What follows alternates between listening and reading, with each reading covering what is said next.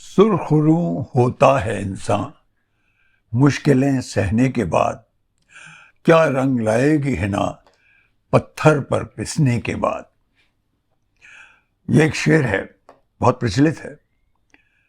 ये एक तरह का मोटिवेशनल शेर है। आज it's a relevant couplet for today's Four Fingers Formula.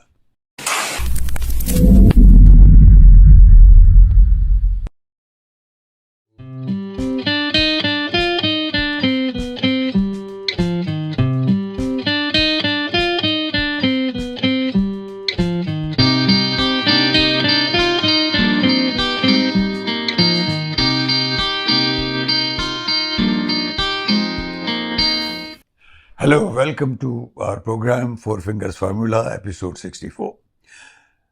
आजकल मैं ये जो मोटिवेशनल कपलेट्स होते हैं, शेर, ये काफ़ी कहता हूँ। वो बड़े मतलब के होते हैं, जैसा कि इस वाले में आज मैंने शुरू में कहा, सुरखरू होता है इंसान मुश्किलें सहने के बाद। जद्दोजहद, संघर्ष, स्ट्रगल, कठिनाइयाँ, ये सब they are part of your success. उन सब को झेलने के बाद आप जब सफल होते हैं तो एक रंगत आती है आपके चेहरे पर। जैसा कि दूसरी लाइन में भी कहा, क्या रंग लाएगी हिना पत्थर पर पिसने के बाद। हिना कहते हैं मेहंदी को। मेहंदी को जब खूब घिसा जाता है पत्थर पर और फिर उसका लेप जब बालों में लगाया जाता है तो रंगत तो आती ही है, चमक भी खूब आती है। पर ये संघर्ष, चमक, ये सब आज किस लिए भाई, किस संबंध में है ये सब। मेरे जो इन दिनों वीडियोस रहे, खासतौर पे भारत जोड़ो यात्रा से संबंधित जो वीडियो रहे, पसंद तो आए, पर मैं चकित हो गया। कुछ ऐसे क्वार्टर्स से, from such spaces which are very very evolved spaces, बहुत highly educated, very well placed people, business people, highly successful professionals, उनसे कुछ अजीब अजीब रिएक्शन व्हाट्सएप पर मुझे प्राप्त हुए। एक दो ऐसे हैं जो मुझसे काफ़ी यंग हैं, पर कॉर्पोरेट वर्ल्ड में बहुत अच्छा स्थान रखते हैं और बहुत अमीर हैं, बहुत कमाया है उन्होंने, बहुत पढ़े लिखे हैं, अंग्रेजी हिंदी दोनों, अंग्रेजी में तो बहुत ही अच्छे हैं और ऑलमोस्ट मेरे अपने हैं। उन्होंने कुछ रिएक्शंस जब भेजे, खासतौर पे राहुल को इंगित करते हुए, राहुल गांधी को, तो बड़ी बड़ी बातें भी कही उन्होंने, प्रोग्नोसिस, डायग्नोसिस, ये सब बातें। एक मेरे रिश्तेदार जो ऑलमोस्ट मेरे फ्रेंड जैसे हैं, मुझसे यंग काफ़ी हैं, पर बिल्कुल दोस्ताना ताल्लुक़ है। मैं बहुत आदर करता हूं उनका और शायद वो भी करते हैं मेरा आदर। उन्होंने तो ये भी कहा मुझे कि भाई जब आप ऐसे अच्छे वीडियो करते हैं जिनमें यात्रा के बारे में, राहुल के बारे में इतना सब कह रहे हैं, तो you still also have to think about the prognosis in the long term. इसके मीनिंग्स क्या हैं, तभी तो आपको डायग्नोस की तरह से डायग्नोसिस दे पाएंगे, क्या चीज़ किया जाना चाहिए। जो बातें वो उठा रहे हैं उनको कैसे उनको एड्रेस किया जाए, सब तभी तो बता पाएंगे। Unless you have a good sense of prognosis. ये झकझोर कर देने वाली सी बात थी मेरे लिए और मैं थोड़ा चकित हो गया। और उन्होंने कुछ एग्जाम्पल्स भी दी।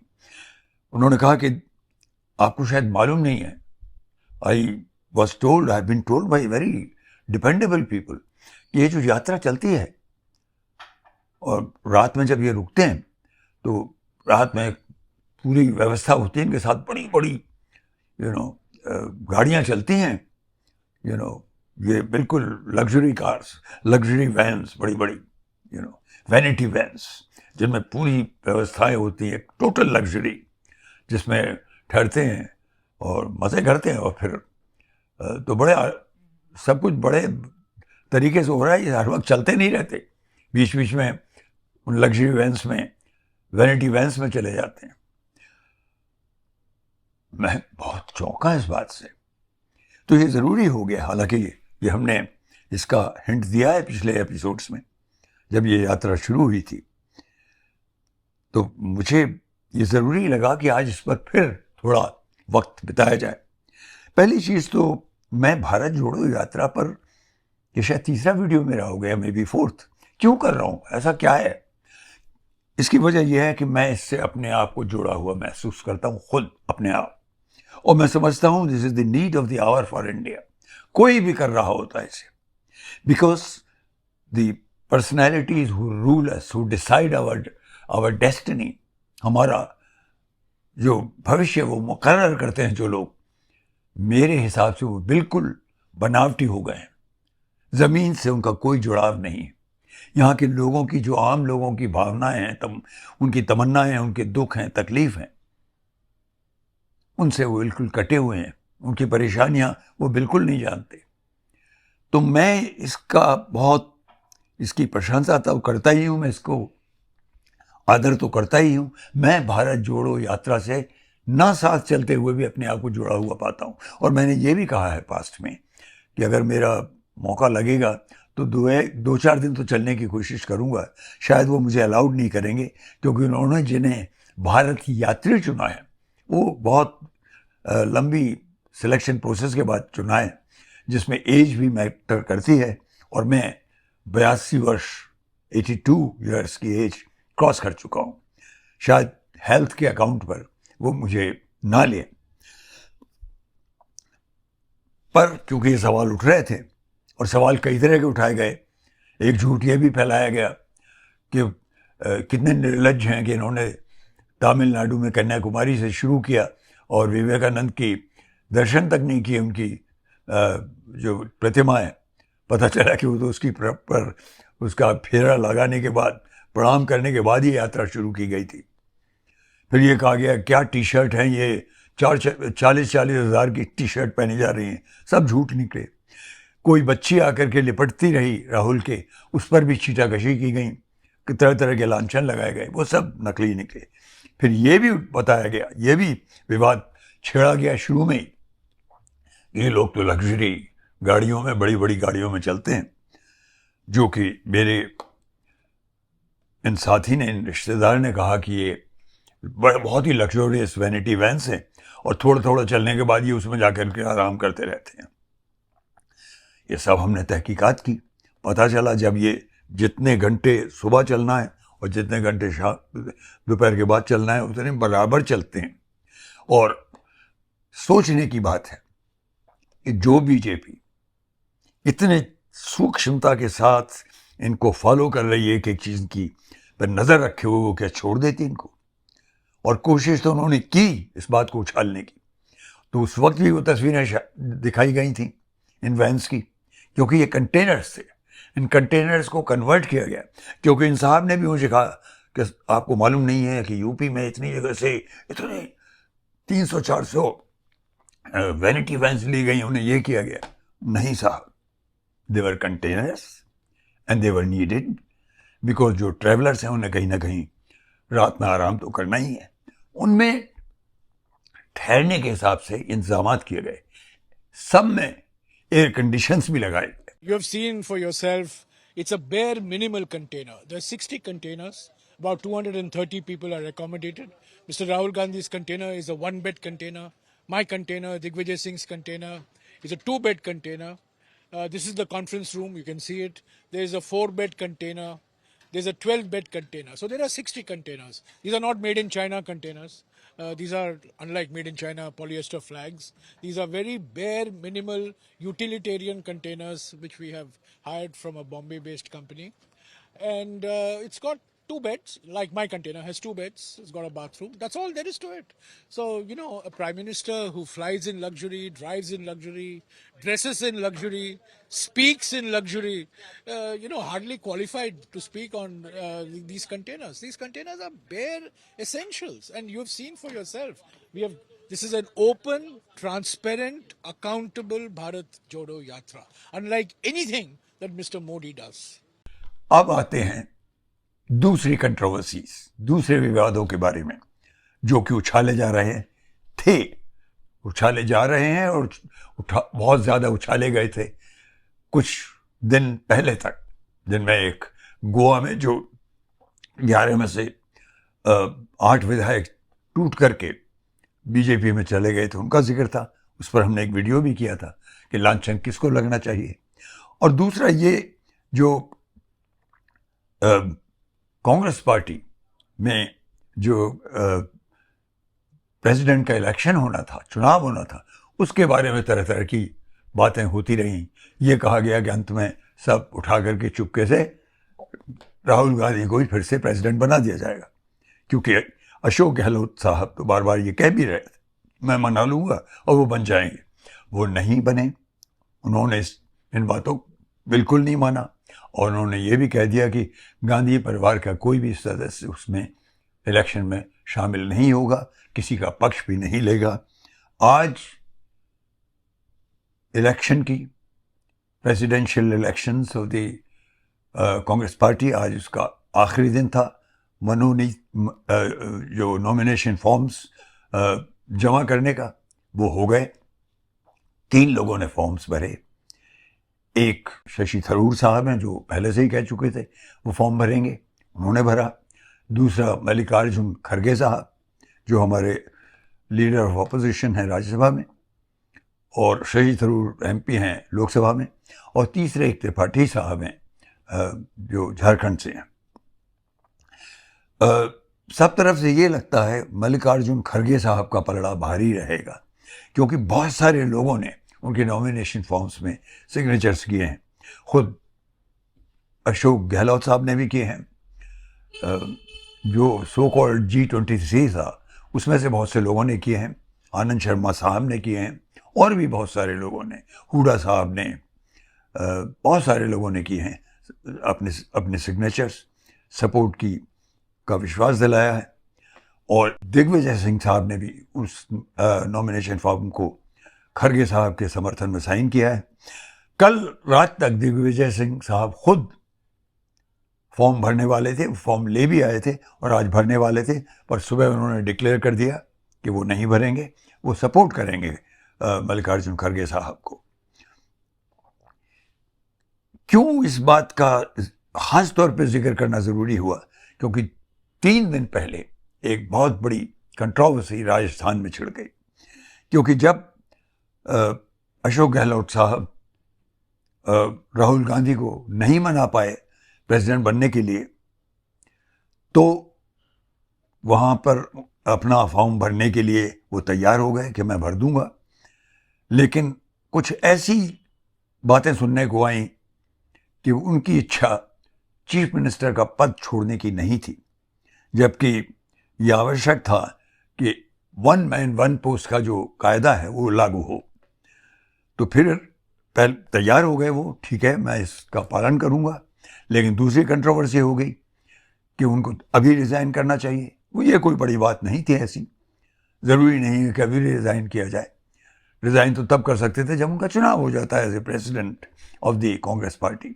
पर उनके जो सपोर्टर्स थे बहुत बड़ी तादाद में, 100 के करीब, उन्होंने एक छोटा मोटा एक तरह का विद्रोह की सी सूरत पैदा हो गई वहाँ।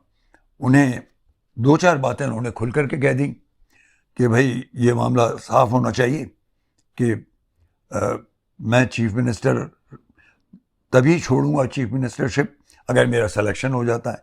इस बात पर जोर नहीं दिया जाना चाहिए था। वो खुद ही हाई कमांड उसकी was going to take care of that. Another was कि बार बार ये बात दोहराई गई कि सचिन पायलट साहब जो हैं, जो कंटेस्टेंट बनना चाहते हैं, जो दावेदार बनना चाहते हैं, जो बनना चाहते हैं चीफ मिनिस्टर, उनको नया चीफ मिनिस्टर बिल्कुल ना बनाया जाए। अगर किसी को बनाना है तो अशोक गहलोत साहब का ही जो सपोर्टर हैं उनमें से ही बनाया जाए। अब ये शर्तें रखने वाली एक तरह की, अगर मैं कहूँ, मेरे शब्द हैं, मैं उनके शब्द नहीं कह रहा हूँ, ब्लैकमेलिंग की सी बात हुई, ये ठीक नहीं लगी मुझे। तब भी ये लगा कि जो व्यक्ति इतनी बड़ी पार्टी के सर्वोच्च पद के लिए अपना नॉमिनेशन भर रहा है, उसके लिए बात शोभा नहीं देती कि वो पद ग्रहण करने से पहले ही अपनी भावनाएं डायरेक्टली या अपने साथ जो सपोर्टर्स हैं उनके थ्रू ये कहने लगे फला चीफ मिनिस्टर नहीं बनेगा, क्योंकि जब वो चीफ मिनिस्टर बनेंगे और जब वो प्रेसिडेंट बनेंगे पार्टी के, तो उनकी जिम्मेदारी होगी कि वो बिल्कुल डिस्पैशनेट रहें, सबके साथ एकसार व्यवहार रखें। तो उन्हें कोई भी इस तरह का हल्का सा भी बयान या उनकी बॉडी लैंग्वेज वैसी नहीं होनी चाहिए कि वो कुछ ये संकेत दे कि वो ऐसा नहीं रहेंगे, वो पक्षपात करेंगे। ये बात भी उनकी मुझे अच्छी नहीं लगी थी। जब जब भी वो कहते थे कि मैं मना लूँगा, राहुल गांधी प्रेसिडेंट बनेंगे, वाई आर यू और why were you listening the Prestige, the dignity of a person called Rahul Gandhi, जो कई बार ये बात कह चुके थे। यू नो वेरी वेल, अगर राहुल गांधी फिर से प्रेसिडेंट बनते तो बीजेपी उनको उनकी मरम्मत कर देती, बीजेपी को बहुत बड़ा नगाड़ा मिल जाता पीटने के लिए। और मैं मनी मन मनाता था कि ऐसा ना हो, लेकिन अशोक गहलोत ऐसी बात कहते रहे। क्या उन्हें इतनी बुद्धि नहीं हुई कि ये नुकसान पहुंचाएगी पार्टी को? Thank God Rahul himself was intelligent enough कि उन्होंने ऐसा नहीं किया। एनीवे, वो फियास्को टल गया। अशोक गहलोत को एहसास हुआ कि उन्होंने जो गांधी परिवार है उसको खामखा में क्षोभ पहुंचा दिया है, तो वो दिल्ली गए और मैडम सोनिया गांधी से एक तरह से माफ़ी भी मांगी कि भाई इसको इस तरह से नहीं लिया जाए, वो दुखी हैं और वो प्रेसिडेंट का फॉर्म भी नहीं भरेंगे, और वो चीफ मिनिस्टर रहें या नहीं रहे या कौन बनता है ये वो ही डिसाइड करें, क्योंकि अभी तक हाई कमांड वही है। थैंक गॉड ये चीज़ ठीक हो गई, क्योंकि मुझे ये लगता रहा कि एक power centre once again was trying to play, games here to uproot the whole thing. They don't want this Bharat Jodo Yatra to be successful. They want somehow that जो परिवार है गांधी परिवार, उसके ऊपर चीटाकशी हो, उसके ऊपर कीचड़ पड़ती रहे, डलती रहे, और वो नहीं कर सके। तो एक तरह से रंग लाएगी ना पत्थर पर पिसने के बाद, सुरखरू होगा इंसान मुश्किलें सहने के बाद। अब सबसे ज़्यादा फेवरेट जो लगते हैं वो मल्लिकार्जुन खड़गे साहब लगते हैं। मैंने तो आज एक ट्वीट किया जो शेयर करना चाहूँगा। उस ट्वीट में मैंने कहा कि आइडियली अगर मल्लिकार्जुन खड़गे साहब प्रेसिडेंट बन जाते हैं तो I think he should take a absolutely historic step, that he should appoint under him a presidium with him as a part of it. It should be the Congress presidium of the high power. That will be the high power. Now, this is my suggestion, in which he, as the president of the Congress party, should be the chairman member, and then 3 people he should nominate by virtue of his power of being the president, and they should be Shashi Tharoor Sahab, who is a very strong contestant, Digvijay Singh Sahab, जो almost contest करने जा रहे थे, and Ashok Gehlot Sahab. Then it will be a powerful high power of the Congress party, and I know Congress party will go very high places with that. एक चीज और उठाई गई, मैं उसके ऊपर भी चीटाकशी तो नहीं, पर एक इंगित करना चाहूँगा। मेरे जो दोस्त जिन्होंने मुझे प्रोग्नोसिस और डायग्नोसिस की बात कही, वो ये तो भूल ही गए कि कांग्रेस या राहुल इस यात्रा में कोई भी ऐसी छोटी मोटी बात हो गई तो उसको किस तरह से BJP group will exploit it.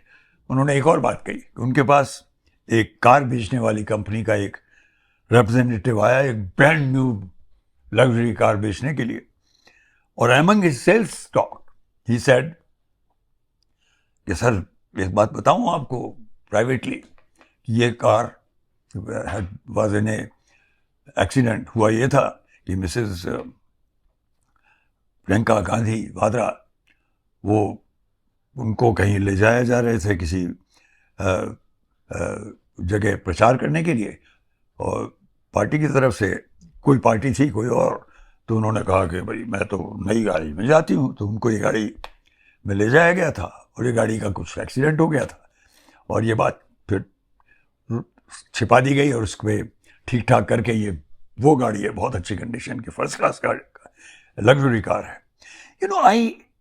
ये बात गाड़ी वाड़ी बेचने की क्यों उठा रहा हूं, ये बड़ी मामूली बात है, इसलिए उठा रहा हूं कि नॉट ओनली इस तरह की हरकत एक व्यक्ति विशेष को बदनाम करने के लिए हो रही है, एक पार्टी को बदनाम करने के लिए हो रही है, सबसे दुखद चीज यह है जो मैंने पहले भी कहा है, हमें क्या हो गया है, हम पढ़े लिखे लोग क्या इतना भी नहीं समझ पाते कि छोटी सी भी भूल, छोटी सी भी स्लिप अप, छोटी सी भी गलती कांग्रेस पार्टी या ये परिवार जो गांधी परिवार है इनमें से कोई भी करेगा तो उनके चिथड़े कर दिए जाएंगे. You know, they will make a so-called in English language, as they say, minced meat out of them. मैं जानता हूं मेरे जैसे बहुत सारे लोग हैं, पढ़े लिखे लोग हैं, लेकिन वो सुनते हैं. सुनिए, सुनना चाहिए, पर कहीं ना कहीं अपना अंदर का थर्मोस्टेट भी जिंदा रखना चाहिए, अलर्ट रखना चाहिए. How can we, the educated, discerning, analytical people can fall victim to such malicious propagandist talk? We should be aware of this. ये अपने लिए नहीं, ये उस पार्टी के लिए नहीं, ये मैं क्यों कह रहा हूं, ये जरूरी है आपके और मेरे भारत के लिए. भारत को जुड़ना है, सद्भाव के साथ जुड़ना है. भारत बहुत ही आगे जाने वाला है, पर वो तभी जाएगा जब भारत में सोचने वाले जो लोग हैं, आपके और मेरे जैसे लोग, वो गुमराह नहीं होंगे. वो अपने थर्मोस्टेट को, अपनी अकल को, बैलेंसिंग जो हमारा एपरेटस है उसे सतर्क रखेंगे.